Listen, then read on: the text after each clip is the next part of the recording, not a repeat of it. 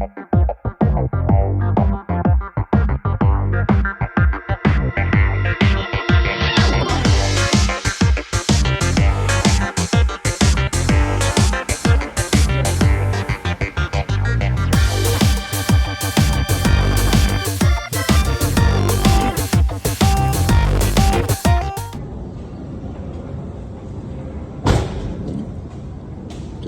we're working on a Nissan Frontier 2.5.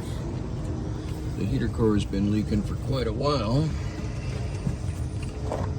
so we are going to put in this little Dorman 626001 heater core bypass kit. It's kind of a neat little deal. Comes with a little form fit hose, so you don't have to create a bunch of fittings and make a 180. Got your constant tension clamps on there, and it's got two different sizes. I had to change one of them. It had one big one and one little one in it. These hoses are way up under there against the firewall, and believe it or not, what worked best to get those clamps loose and pulled back were these guys here. And once I got the clamps off, or slid back on the hose, they just popped right out of there. So I think what I'm going to do is I'll slip this little bypass in there because our reservoir is teed in there. Roll the dice and see if we can use these hoses over again. And we'll just zip tie the loop up here to the AC line. And that should hold us over until we can take the dash apart and take a look at that heater core, see if it's the actual core or if it's just one of the hoses in there. But judging by the looks of things, I'm thinking it's the heater core. I've never changed the coolant on this thing. It's got 200 and something thousand miles on it. So let's put this thing in and see how it fits. Now there she is installed. I think I might take some, if I have a bigger piece of rubber, I might shield that, but I think for now, like I said, I'm just going to zip tie this off to that AC line, and we'll hope it doesn't rub, and that should get me by for a couple of months. Definitely not a permanent repair. You know, we do like to have the heat, especially because it's a way to get some heat out of the engine when it's hot. But if it'll dry up the passenger side floor, I'll be a happy camper.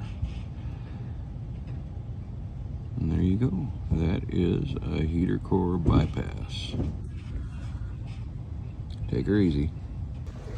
Here's a quick tip for you guys. Coolant. Now, it's pretty simple. When you're buying coolant, do not buy 50-50. 50-50 or pre-diluted, pre-mixed coolant is over $20 a gallon.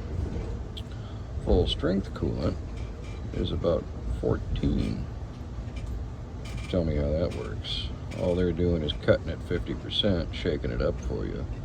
And what you do when you put your coolant in, I mean, most of the guys that watch my channel and ladies are gonna know, is you pour half of it in another bottle, fill it up with water, shake it up, it'll get warm, you pour it right on in the reservoir and the radiator, you burp the air out, and you're good to go.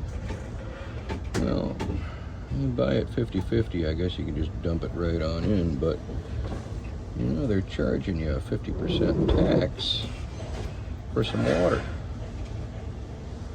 What the hell? Now, by the way, to get this job done, we used our Napa twin grips. These things were great. They worked really good when I had everything exposed and right out in the way. They worked great for constant tension clamps. When they were tight up there underneath the firewall, I just happened to have these, and the only reason these guys worked as good as they did is they're a snap-on knockoff. And damn it, if they were real snap-ons, I'm sure they'd have worked better, and it wouldn't be crooked like that. Honorable mention, we had our Apex needle nose just in case. We did not have to use these. We don't even have to wipe these off. We'll just toss them back in the box. You never know when you're going to need them leftover pieces. But this is a good thing to have in the trunk.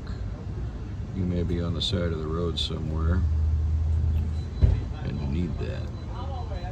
$20.